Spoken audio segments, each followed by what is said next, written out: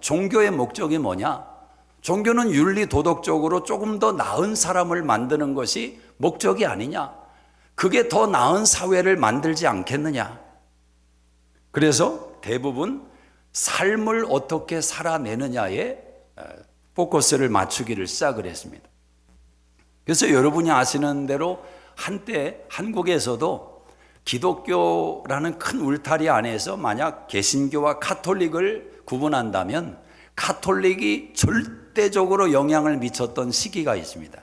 한참 한국이 데모를 많이 하고 어려웠을 때 70년, 80년, 90년대 초반까지 거의 명동성당은 모든 한국인들의 성지처럼 불리는 이미지가 있었습니다. 거기에는 이와 같은 신앙의 싸움이 밑바탕에서 계속 흐르고 있는 결과가 그렇게 표현된 부분도 없지 않아 있습니다. 사회적인 관심들에 뛰어들기를 시작했고 사람들이 가지고 있는 실제적인 문제 속에 무엇인가 특별히 천주교는 답을 주는 듯한 느낌이 확연하게 많았습니다. 지금은 그렇지가 않죠. 지금은 또 많이 또 다르게 변한 것을 보게 됩니다.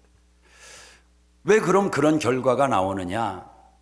아무래도 자유주의적인 신학의 견해를 갖는 사람들은 보다 더 현실적인 문제에 관심을 많이 갖기 때문에 그렇습니다. 사랑이라는 주제, 인권이라는 주제, 이런 주제에 민감하게 반응하기 때문에 그렇습니다. 이런 싸움은 이제 고리타분한 옛날 이야기 같지만 저는 지금도 이 싸움은 계속 진행되고 있다고 생각을 합니다. 물론 시대마다 이런 인본주의적인 사고가 극을 달하게 되면 하나님은 또다시 세상 속에서 하나님의 방식으로 뭔가를 행하시는 결과를 보게 됩니다. 물론 하나님께서 그것을 만드셨다고 말할 수는 없습니다.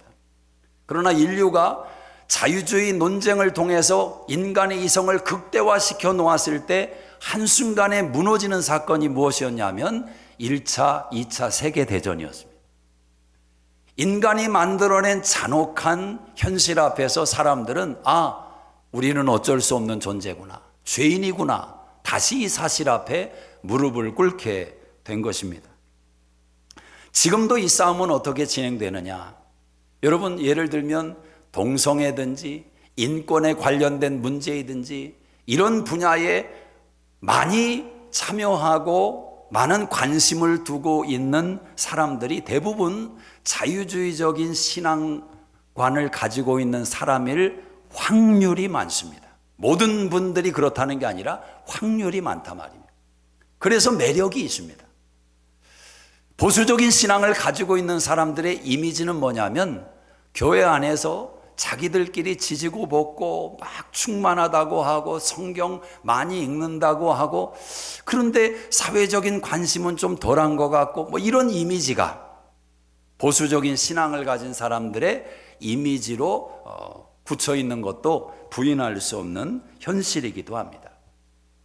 자, 그런데 이렇게 사람들에게 매력이 있고 호소력을 가진 자유주의 신앙의 결정적인 문제는 뭐냐? 그것이 결국에 가서는 큰 무너짐을 직면하게 되는데, 저는 그 무너짐이 주도권의 문제였다고 생각을 하는 것입니다. 하나님이냐 인간이냐라는 주도권의 문제입니다. 아마 설교를 들으면서도 여러분 안에서 많은 생각이 일어날 수 있습니다. 자유주의 신앙관을 가지고 있는 사람들은 예수님을 이렇게 생각합니다. 땅에서 일어선 초인과 같은 존재로 예수님을 이해합니다. 본받아야 되고 가르침을 경청해야 되고 훌륭하신 분이고, 그래서 예수님을 따라가자는 표현을 많이 쓰는 것입니다. 예수님을 본받자. 그러나 결정적인 문제는 여기에 있습니다. 객관성을 인정하지 않으려는 의도가 있습니다. 예수님은 하늘에서 내려오신 분이다. 하나님의 아들이신 분이 인간이 되셨다. 이 부분을 놓치려는 것입니다. 목사님, 세상도 골치 아픈데 그런 거 너무 따지지 말고 그냥 열심히 예수 믿으면 되는 것 아닙니까? 교회 열심히 다니고 또 뭐 봉사도 하고 헌금도 하고 그렇게 좀 살아가면 그 정도 되면 다 되는 것 아니겠습니까? 그러나 오늘 제가 여러분에게 드리는 말씀은 한 로컬 교회에서 목회를 하면서 하나님의 마음을 그래도 성도들에게 전하려고 몸부림치는 홍 목사의 정말 진심 어린 고백이 담겨 있는 말씀이기도 합니다.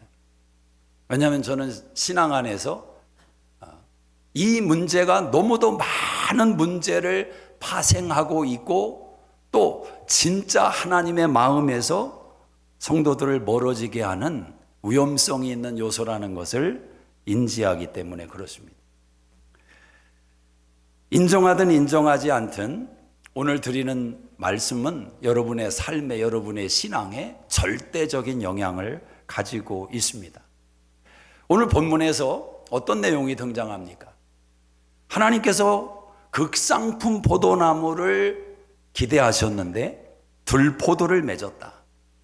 그러니까 하나님이 심판을 하시는데 포도원 울타리를 걷어버리고 그 담을 헐어서 짓밟히게 하고 황폐하게 하고 가지가 자름이나 북을 돋우지 못하게 하며 찔레와 가시가 나고 피가 더 이상 내리지 않고 이스라엘을 향한 아주 냉혹한 심판의 말씀이 담겨 있습니다.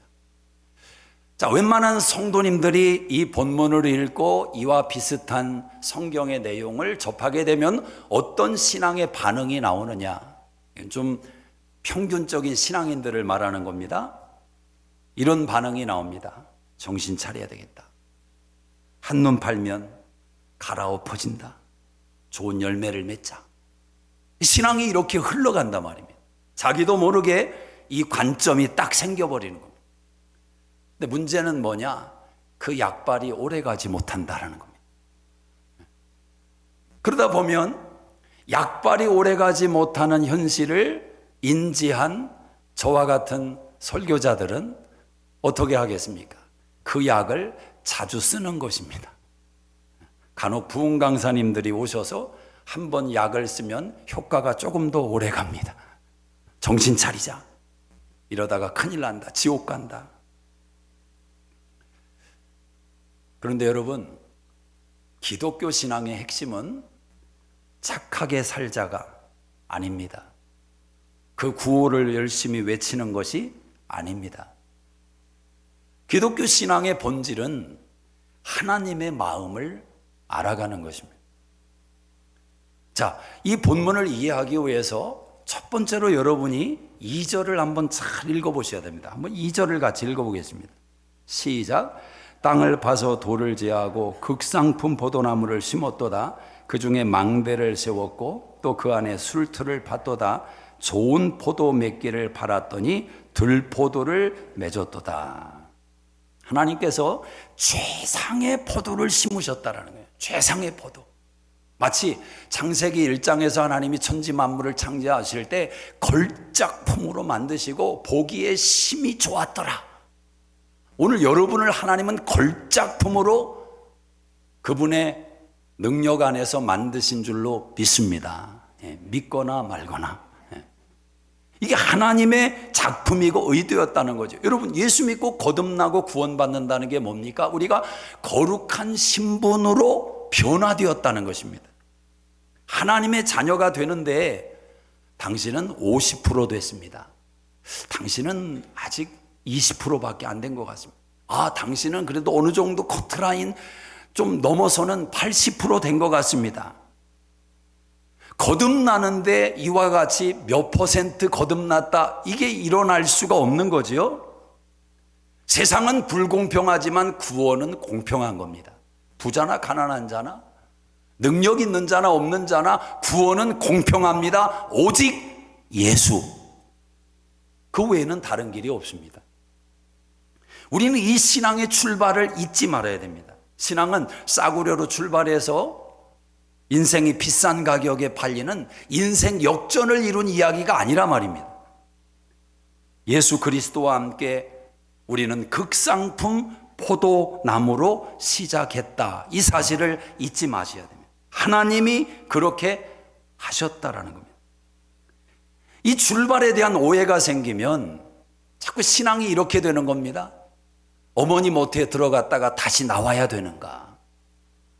내가 무엇을 해야 되느냐로 신앙이 자꾸 귀결되는 것입니다. 하나님의 권세와 하나님의 주권을 도외시하게 된단 말입니다. 요한복음 1장 12절에 영접하는 자, 곧 그 이름을 믿는 자에게는 하나님의 자녀가 되는 권세를 주셨다라는 겁니다. 오늘 저와 여러분이 하나님의 자녀가 된 것은 우리가 하나님 나라에 들어간 것이 아니라 하나님이 여러분 나라에 들어오신 것입니다.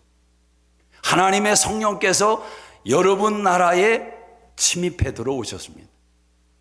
어떤 사람은 확연하게 항복하는 사람이 있습니다. 내가 패배한 것을 알기 때문에. 그러나 어떤 사람은 이미 다 패배했는데도 그것을 인지하기까지 시간이 걸리는 사람이 있습니다. 꼭 맞는 비유는 아니지만 이해를 돕기 위해서 말씀드리면 반대편이지만요. 북한이 남한을 쳐들어왔습니다. 6.25가 일어났습니다. 그때 북한에게 우리가 점령당했다는 것을 가장 인지했던 한국 사람은 어디에 사는 사람이겠습니까? 서울에 살던 사람들입니다. 서울이 함락됐다. 이제 북한에게 넘어갔다는 것을 인지했다라는 거죠. 그런데 같은 시대 속에 살지만 지리산 자락에서 살고 있던 홍신애는 그걸 몰랐습니다. 그걸 알기까지는 한참 시간이 걸렸습니다. 사람들이 외부 사람들이 오고 나서야 비로소 알게 돼요. 사도 바울처럼 담에색 도상에서 예수님을 확연하게 만나서 내가 예수에게 점령당했다는 것을 안 사람이 있는가 하면 디모데 같은 사람은 어머니 따라서 할머니 무릎 밑에서 주님의 가르침을 받고 예수님을 알아가게 된 것입니다. 신앙은 이 출발에 대한 오해가 없으면 신앙을 이어가는 여정 속에서 큰 문제가 생깁니다. 로이드 존스 목사님은 20세기의 목회자라고 합니다. 이분이 영적인 상태를 질문하는 내용으로 이분은 이렇게 물으셨습니다. 당신은 그리스도인입니까? 이렇게 물었습니다. 이 물음만 물으면 영적인 상태가 다 검증이 된다는 겁니다. 어떻게 검증이 되느냐? 반응이 이룰 수 있다는 겁니다. 글쎄요, 노력 중입니다. 근데 아직 저는 부족한 것 같습니다. 아마도 이 자리에 계신 여러분 가운데 제가 당신은 그리스도인입니까? 물으면 이와 비슷한 대답을 하실 분들도 있을 겁니다. 로이드 존스 목사님은 그렇게 말합니다. 이들은 아직 그리스도인이 무엇인지 모르고 있다. 그리스도인이 무엇인지 모르고 있다. 신앙은 성취가 아닙니다. 신앙은 결혼의 문제와 같은 것입니다. 법적으로 하나가 된 것입니다. 그리고 영적인 생명의 교류가 시작되고 있는 것입니다. 고린도후서 5장 21절 말씀에 죄를 알지도 못하신 예수님을 우리를 대신하여 죄인 삼으신 것은 우리에게 하나님의 의가 되게 하려 하심이라. 그렇게 말씀을 합니다.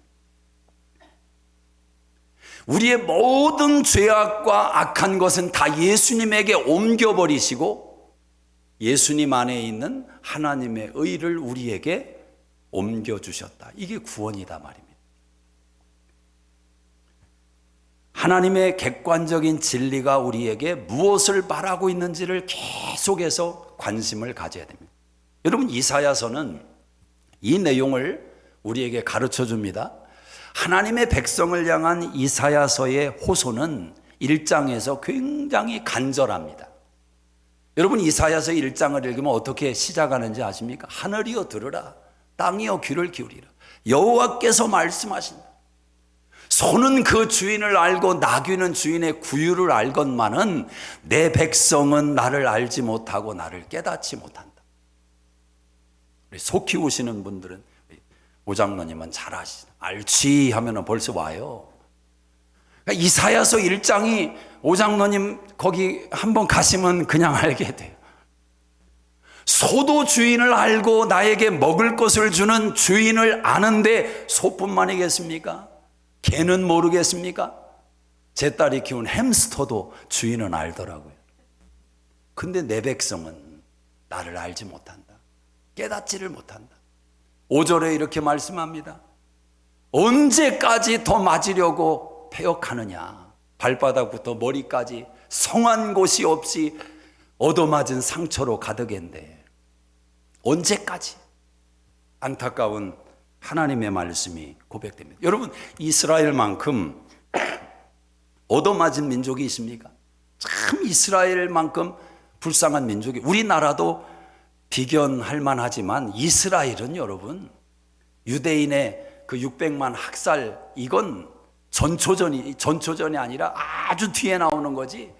성경 역사가 다 뭡니까? 이스라엘이 두들겨 맞은 이야기예요. 가까이에서는 블레셋이 시간만 남은 옆구리 찔러대는 거죠. 옆에서 그렇게 찔러대요.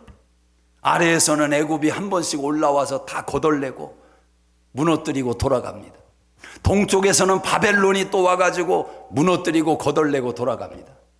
그냥 가는 게 아니라 처자식들을 잡아갑니다. 북쪽에서 아수르는 내려와서 아주 잔혹하게 고통을 주고 또 돌아갑니다. 이게 이스라엘의 역사예요. 그런데도 깨닫지를 못한다는 겁니다. 자, 이 상황에 이스라엘 백성들이 던져야 될 질문이 있습니다. 만약 여러분의 삶에 모든 고난이 다 하나님의 심판이다, 그렇게 말하면 안 되지만, 유독 왜 이렇게 우리 집안에는 어려운 일이 많을까? 남들 집안에서 하나 생길 만한 일이 우리 집안에는 왜 연년이, 무슨 자식을 연년생 낳는 것도 아니고 문제가 연년생으로 이렇게 생길까? 그렇게 뭔가 안타깝고 답답한 마음이 들 때 질문을 한번 해봐야 됩니다. 이스라엘 백성은 이 질문을 해야 됩니다. 왜 우리는 이렇게 만난 것인가? 왜 얻어 터지는 것인가? 하나님에게서 멀어졌고 하나님을 등지고 있다, 이런 뭐 답이 나올 것 아닙니까? 그런데 질문을 안 해요. 더 문제는 뭐냐? 이스라엘 백성들은 얻어맞으면서도 하나님 앞에 자신들이 가까이 가고 있다고 생각을 했습니다. 문제는 그 하나님이 자기들이 만들어 놓은 자기들의 하나님이었다라는 거죠. 이사야 1장 14절에 보면, 여러분 성경을 한번 보시기 바랍니다. 13절에 보면 이런 말씀이 있어요. 헛된 재물을 다시 가져오지 말라. 분향은 내가 가증히 여기는 바요, 월삭과 안식일과 대회로 모이는 것도 그러하니 성회와 아울러 악을 행하는 것을 내가 견디지 못하겠노라.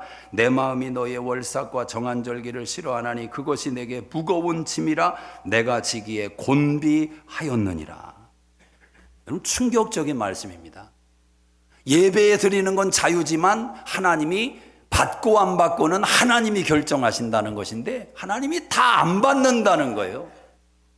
성회와 대회와 안식일과 대회로 모이는, 무슨 성회 수많은 사람들이 모여서 집회를 합니다. 열광적으로 소를 잡고 짐승을 잡고 하나님께 예배했는데 정작 하나님은 야, 지겹다 지겨워 이렇게 말씀을 하시는 겁니다. 내가 치기에 곤비하였다. 고문받는다라는 거예요, 하나님이. 여러분, 이건 나 자신과 거리가 먼 이야기라고 생각을 하십니까? 하나님이 고문을 받으신다. 음식이 썩었어요. 상했어요. 그래서 안 먹는다고 하는데 아내는 자꾸 안 상했대요. 본인이 맡을 때는 안 상했으니까 먹으라고 강요하는 거예요. 아예 안 먹는다고. 그러니까 내가 이걸 준비하느라고 며칠 고생을 했는데 이게 얼마짜리인데 사랑이 식었다고 막 이제 번져나가는 거예요. 이게 꼭 이스라엘과 하나님과의 지금 관계 속에서 벌어지는 상황입니다. 우리는 이렇게 하나님 예배하고 이렇게 많이 모이고 이렇게 하나님을 높이는데 왜 하나님은 나를 지켜주지 않냐고, 하나님 어디에 계시냐고. 그러면서 그들은 하나님과 싸움을 벌였던 겁니다. 자, 이스라엘의 문제가 뭔가? 그들의 결정적인 좋은 포도가 아닌 들포도는 여기에 있었습니다. 1장 16절을 한번 같이 읽습니다. 시작. 너희는 스스로 씻으며 스스로 깨끗하게 하여 내 목전에서 너희 악한 행실을 버리며 행악을 그치고 선행을 배우며 정의를 구하며 학대받는 자를 도와주며 고아를 위하여 신원하며 과부를 위하여 변호하라 하셨느니라. 이 내용들이 하나님이 기대하셨던 좋은 포도, 극상품 포도의 내용이었습니다. 그런데 이런 열매를 맺지 못했다라는 거예요. 자, 바로 이 지점에서 우리의 중요한 신앙의 결론이 나는 것입니다. 좋은 열매를 맺어야 되는 이유가 뭐냐? 목적이 뭐냐? 이 질문 앞에 사람들은 좋은 열매를 맺는 것을 구원과 연결을 시켜버리는 겁니다. 구원과 연결을 시켜버려요.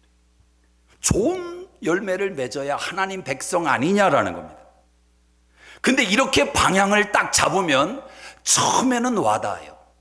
자극도 되고 도전도 되고, 아, 그래, 하나님 백성이면 자기를 깨끗하게 해야 되고 학대받는 자 도와주고 고아와 과부를 위하여 변호하고 정의를 위해서 살아야 되고, 아, 이게 하나님 백성의 삶이 아닌가? 그렇게 살지 못하면 그건 하나님 백성이 아니지, 결론을 내는 것입니다. 근데 여기서부터 신앙은 큰 미로 속에 들어가는 겁니다. 답이 없는 시험지를 붙들게 되는 인생과 같습니다. 여러분, 답이 없는 시험지를 가지고 있다고 생각해 보세요. 그 사람이 어떤 결정을 내리겠습니까? 본인이 답을 만들어냅니다. 본인이 답이 되는 거예요. 그리고 그때부터 자기의 관점과 시선으로 바라볼 때 부족해 보이는 사람들을 맹렬하게 비판하기를 시작합니다. 구원의 커트라인을 만들어 놓고, 당신은 아직 미달입니다. 구원받은 사람 아닙니다. 구원받은 사람이 어떻게 그렇게 삽니까? 그건 말이 안 됩니다. 그러나 자기 안에도 막연하지만 두려움이 사라지지를 않습니다. 그래서 잠시나마 몸부림을 칩니다. 스스로 안위할 수 있는 정도까지. 그래서 남이 흉내내지 못하는 희생과 헌신의 결정을 내리기도 합니다. 그러나 문제는 그것이 오래 가지 못한다는 거죠. 저는 이 질문 앞에서 씨름을 했기 때문에 고민을 한 겁니다. 아니, 목회를 하는데 평생 목회를 했다면 하나님의 말씀과 그 말씀 속에서 하나님이 만들어 가시는 인격의 변화 속에 그래도 시작했을 때보다는 뭔가 나아져 있어야 될 것이 아닌가? 근데 왜 그것이 그렇게 쉽지 않은 여정인 것처럼 제게 보였는지 모릅니다. 아울러서 신앙생활하는 성도님들과 젊은 나이 때 전도사부터 목사가 되고 수십 년을 지켜보고 함께 해오면서 왜 신앙은 신앙의 연수와 함께 좋아지는 게 아니라 제자리에 머물든지 아니면 추락을 하든지 왜 그렇게 될까? 저는 이 부분이 다라고 말할 수는 없지만 결정적인 영향이 이 관점 속에서 생겨났다고 생각을 합니다. 자기가 커트라인을 만들어 놓고 열심을 냅니다. 오래가지 못해요. 그 열심은. 그러나 그 열심이 꺾이는 순간 어떻게 되느냐? 교회를 세우는 자가 아니라 교회를 파괴하는 인생이 되기를 시작하고,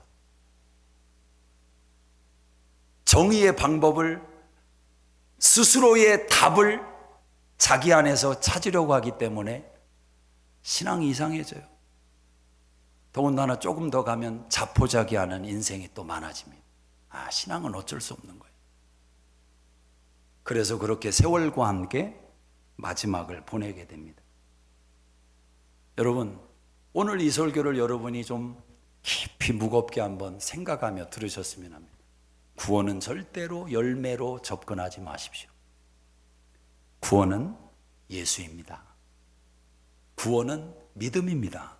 구원은 은혜입니다. 또 이렇게 말하면 이런 반응이 옵니다. 아니 목사님, 그렇게 믿음하고 지 맘대로 죄 지면서 악독하게 사는 사람이 천국 갑니까? 믿기만 하면 천국 가는 겁니까? 그런 사람이 가는 천국이라면 저는 안 가겠습니다. 종종 들을 수 있는 고백이기도 합니다. 그런데 저는 그 반응이 참 교만한 반응이라고 생각합니다. 그런 천국 저는 안 갑니다. 그럼 그렇게 말하는 본인이 생각하는 천국은 어떤 천국입니까? 대부분 그때 천국은 이런 거 아니겠어요? 그래도 어느 정도의 기준에 통과한 사람들이 가야 천국이지. 아이고, 저렇게 믿는다고 말하면서 저렇게 사는데 저런 사람이 가는 천국이 진짜 천국일까?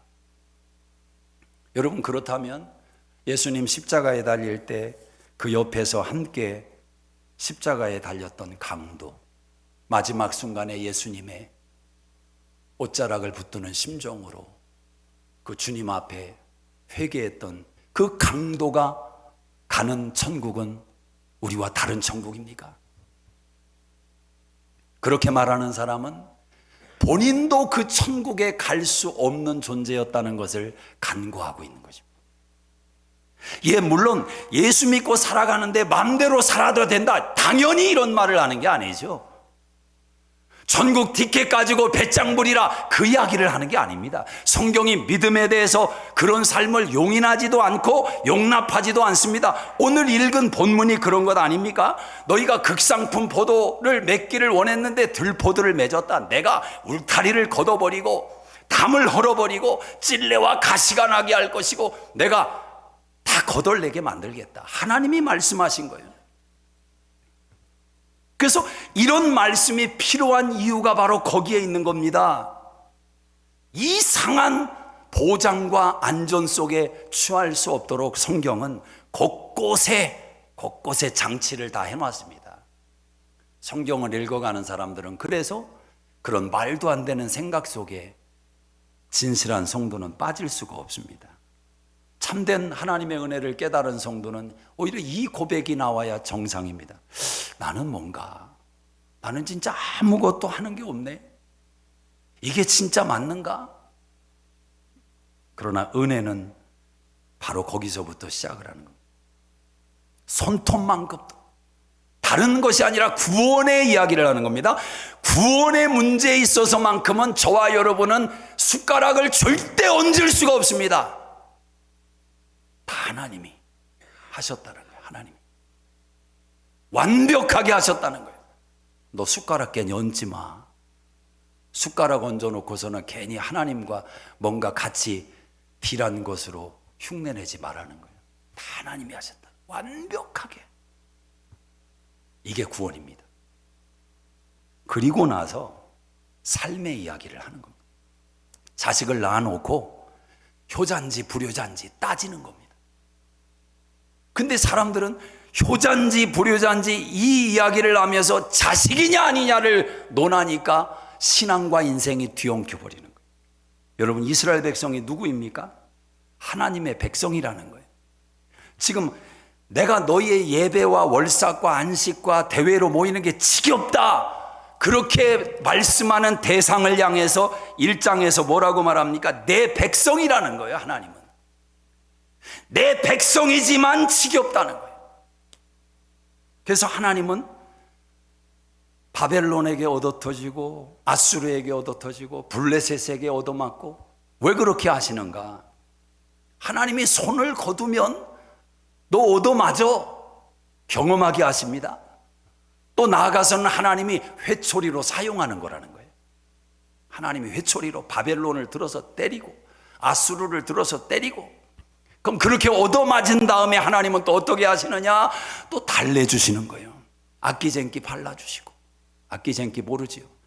빨간 약 발라주시고, 또 아팠지 위로해 주시고, 요즘은 이렇게 매를 드는 가정이 없지만 옛날 어르신들은 매를 들었잖아요. 단호한 아버지가 자식들을 탁 단호하게 혼내면 저녁 때 엄마가 가서 거기 탁 만져주고 약 발라주고 그러면서 자녀가 크는 거거든요. 그렇게 크는 자녀는 정상적인 이 구도 속에서 두 가지의 기능이 형성이 되는데, 부모를 두려워하는 마음이 있으면서 사랑하는 마음이 있고, 묘한 이 관계성이 거기서 형성이 됩니다. 하나님은 때린 자국에 약을 발라주시고 그 다음에 어떻게 하시느냐? 회초리를 분질러 버립니다. 회초리를 분질러 버립니다. 이 회초리도요, 사랑이 깊어질수록 회초리의 굵기가 커집니다. 처음에는 블레셋이었는데 옆에 와서 쿡쿡 찌르는 블레셋인데 나중에 사랑이 커지면 아수르 같은 게 생기는 겁니다. 좋은 열매를 맺어야 될 이유는 구원의 목적이 아닙니다. 구원의 증명도 아닙니다. 좋은 열매를 맺어야 되는 이유는 극상품 포도나무를 심으신 하나님의 기대를 향한 갈망인 거예요. 하나님은 극상품 포도나무를 심으셨습니다. 그리고 기대를 하십니다. 기다리면서 기대를 하십니다. 오늘 읽은 본문에 보면은 2절에 하나님이 기다리신다는 카와라는 단어가 반복되고 있어요. 카와, 기다린다. 네가 극상품 포도나무를 열매를 맺을 때까지 내가 기다린다. 하나님이 기다린다는 거예요. 근데 여러분, 하나님이 기다린다는 게 충격 아닙니까? 왜 충격이냐? 아니, 창조주 하나님께서 나를 향해서 기대를 가지고 기다리신다? 나에게 기대를 한다? 사실 이해가 안 돼야 그게 정상일지 몰라요. 하나님이 그런데 기대를 하신다는 거예요. 근데 성경을 자세히 읽어보면 하나님은 인간에게 기대를 하지 않습니다. 여러분, 베드로가 예수님, 저는 죽을지언정 예수님을 떠나지 않겠습니다, 그렇게 고백을 하죠. 그때 예수님께서 야, 역시 베드로 너밖에 없다. 의리는 베드로. 예수님이 그렇게 하십니까? 먼저 예수님이 말씀합니다. 네가 먼저 나 부인한다, 이놈아. 이놈아라고는 안 했지만 닭 울기 전에 네가 먼저 나 부인할 거야. 믿지 않아요, 예수님은. 왜? 요한복음 2장 24절 이하에 사람의 속에 있는 걸 다 아시기 때문에. 여러분, 이 내용을 우리의 인생 속에 적용하면 그냥 삶의 행복이 거기서부터 확 바뀔 수가 있어요. 부부 사이의 행복의 가장 중요한 기둥 중에 하나가 뭐냐? 기대하지 말아야 됩니다. 기대하지. 저는 제 집사람에게 기대를 안 합니다. 23년 동안 기대를 안 했더니 안 싸웠습니다. 안 싸우는 비결이 뭐냐? 기대 안 하면 돼요. 그럼 기대가 없냐? 기대가 있어요. 그런데 기대를 안 해요. 기대하는 것은 진심인데 기대하지 않는 것도 진심입니다. 목사님이 언젠가는 알 것 같은 얘기를 하는데, 근데 여러분, 성경이 말하는 내용이 그렇기 때문에 여러분에게 나누는 거예요. 이사야서는 기다림의 책이더라고요. 제가 보니까 메시아를 기다려라, 기다려라. 그래서 이사야서만큼 예수님에 대한 예표적인 표현이 많은 성경책이 없습니다. 대표적으로 이사야 7장 14절에 처녀가 잉태하여 아들을 알 것이니 그 이름을 임마누엘이라 하리라. 예수님 탄생 700년 전에 이사야는 벌써 처녀가 잉태할 것을 예고했어요. 그래서 이스라엘 백성들은 왜 메시아를 기다리느냐? 이와 같은 책 때문에 그런 겁니다. 메시아가 온다, 온다. 너희가 두들겨 맞았지만 바벨론도 에돔도 다 두들겨 팰 거다. 애굽도 두들겨 팰 거다. 그렇게 기다림의 이야기를 하다가 40장으로 가면은 메시아의 나라가 임하는 영광을 보여주기를 시작을 하는 겁니다. 이사야서는 기다림의 책이에요, 우리에게. 그런데 이사야서를 들여다보면 이사야서는 하나님의 기다림의 책이기도 합니다. 여러분, 그렇게 기다렸던 예수님 메시아가 이 세상에 오셨어요. 그분께서 가장 먼저 베푸신 기적이 뭡니까? 요한복음 2장에 물로 포도주를 만드시는 기적이었습니다. 그 포도주를 맛본 환관장이 이렇게 고백을 합니다. 보통 세상 사람은 처음에 좋은 거 주고 나중에 아무거나 주는데 어떻게 이 집은 처음보다 더 좋은 게 나오느냐. 극상품 포도나무에서만 만들 수 있는 포도주가 어떻게 이 집에서 나왔느냐고 환관장의 입에서 고백이 나왔어요. 하나님은 극상품 포도나무를 만들기 위해서 740년 전에 이사야를 통해서 안타까운 심정을 말씀했습니다. 그리고 586년이 되니까 바벨론 포로로 잡혀가 버립니다. 70년 포로기를 거쳐서 돌아오게 됩니다. 극상품 포도나무를 기대했는데 망해버리고 만 거예요. 그럼 하나님은 이스라엘 백성을 향해서 기대했던 극상품 포도나무는 꿈에 불과한 이야기였는가? 아니라는 거예요. 이스라엘 백성에게 극상품 포도나무를 기대했던 주님의 그 마음은 바로 예수 그리스도가 하나님의 극상품 포도나무였다라는 것입니다. 그 예수 안에 우리가 거할 때, 여러분, 가나의 혼인집의 기적을 다른 복음서에서는 언급하지 않아요. 오직 요한입니다. 그 같은 요한이 요한복음 15장에서 이런 말을 하지요. 예수님을 표현하면서 나는 포도나무요 너희는 가지니 가지가 포도나무에 붙어 있으면 저절로 과실을 맺나니 나를 떠나서는 너희가 아무것도 할 수 없습니다. 극상품 포도나무를 맺는 하나님의 마음은, 저와 여러분을 향한 하나님의 마음은 지금도 유효합니다. 지금도 진행되고 있습니다. 어떻게? 예수 안에서, 예수 안에 거하리라. 예수 안에 붙어 있어라. 우리는 또 질문을 한번 해야 됩니다. 예수 안에 거하는 게 뭡니까? 어떻게 예수 안에 거해야 됩니까? 교회 다니는 겁니까? 뭡니까? 우리 주님께서 15장 7절에 또 가이드를 하십니다. 내 말이 너희 안에 거하고 너희 말이 너희가 내 안에 거하면 무엇이든지 원하는 대로 구하라. 그리하면 이루리라. 하나님이 주셨어요. 극상품 포도나무 맺는 방법을 주셨어요. 이 말씀을 읽고 이 말씀을 적용하고 이 말씀을 붙들고 하나님의 마음이 이런 것이구나. 흉내를 내보고 감동이 오는 대로 고백해보고 결단해보고 그렇게 살아가는 삶을 하나님이 우리에게 요구하시는 거예요. 여러분, 내가 극상품 포도나무 매질했더니 왜 들포도를 맺었느냐? 이 말씀 속에 하나님의 마음이 느껴지셔야 됩니다. 너는 주인이 있는 자녀인데, 너희는 지키는 부모가 있는 자녀인데 왜 부모 없는 들에서 나는 들포도처럼 살아가고 생각하느냐? 주인이 있다. 부모가 있다. 내가 너의 부모고 내가 너의 주인이다. 들포도가 아니라는 겁니다. 여러분, 하나님을 의지하는 게 왜 중요한지 아세요? 부모가 있다는 걸 인정하는 거기 때문에.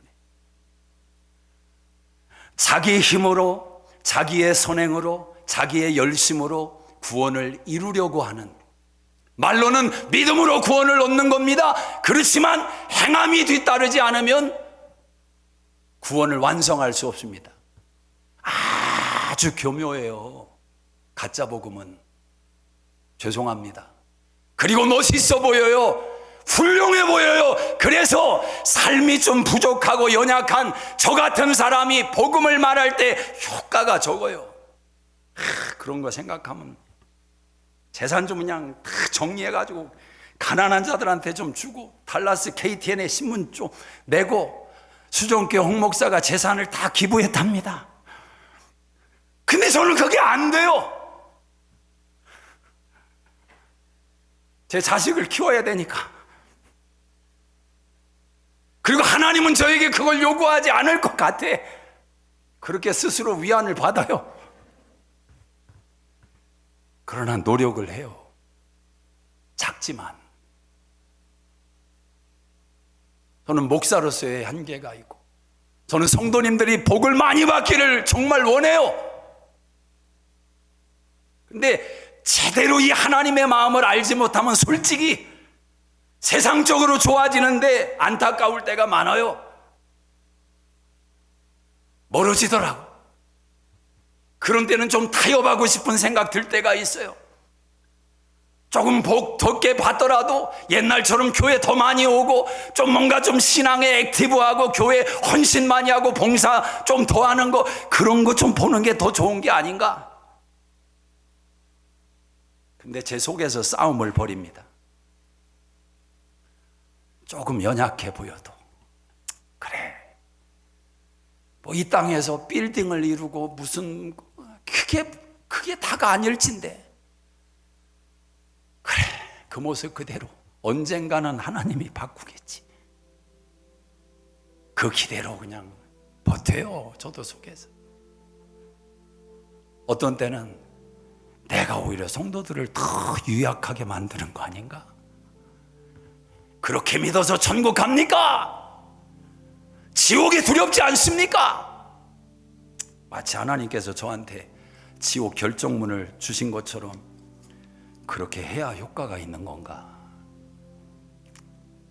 그런데 저는 또 제 자신이 먼저 복음 앞에 무너져요. 야, 너도 그 모양인데 너 그렇게 말할 수 있냐?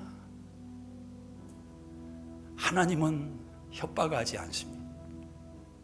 언제까지 맞으려고 발바닥부터 머리까지 얻어터진 상처 투성인데 왜 돌아오지 않느냐?